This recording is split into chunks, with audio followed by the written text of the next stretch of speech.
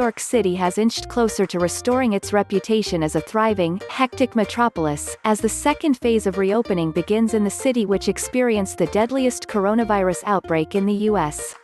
From Monday, for the first time in 3 months, New Yorkers will be able to dine out, though only at outdoor tables. Shops will be open for browsing, with rules about capacity and masks. Barbers and hair salons can take customers and offices are allowed to bring back staff.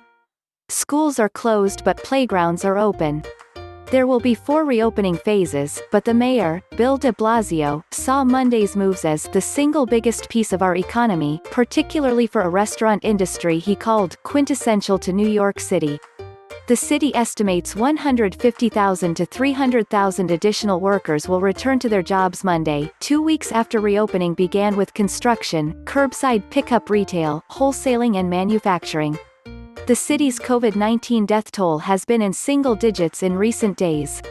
But New York is still reeling from an outbreak tied to more than 22,000 deaths, and it remains to be seen how far people will be willing to go. Many have no choice. For thousands of New Yorkers, the city never actually shut down. Essential workers rung up groceries, delivered hot meals and worked at overwhelmed hospitals. Phase 2 will provide an economic lifeline for some desperate to return to work, such as the 725,000 undocumented migrants who have been unable to claim financial relief from government programs meant to ease the economic burden of the pandemic. The crisis has underlined inequalities, with Black and brown communities experiencing higher death rates than the white population. Economic effects have also hit these communities the hardest, leaving many to decide whether to risk access to health insurance and income, or their personal health. On Monday, infections are down in New York City, but between 200 and 400 people have still been testing positive for the virus each day over the past 2 weeks, according to city data. At landmark department stores, safety measures will be in place, such as giving workers temperature checks and putting plastic dividers at cash registers.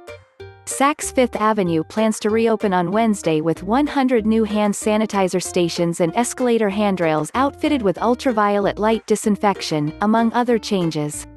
Shuttered offices can reopen Monday, with various new rules. Some of the city's biggest employers are sticking with largely remote work for now. Many office workers have been told to work from home through the summer, if not into next year. Twitter, which has hundreds of employees in Manhattan, told its staff in May they could work remotely forever. Those returning include Larry Silverstein, the 89-year-old World Trade Center developer, who will work there with up to a third of Silverstein Properties staff. The firm is staggering schedules so employees can keep their distance, and they will.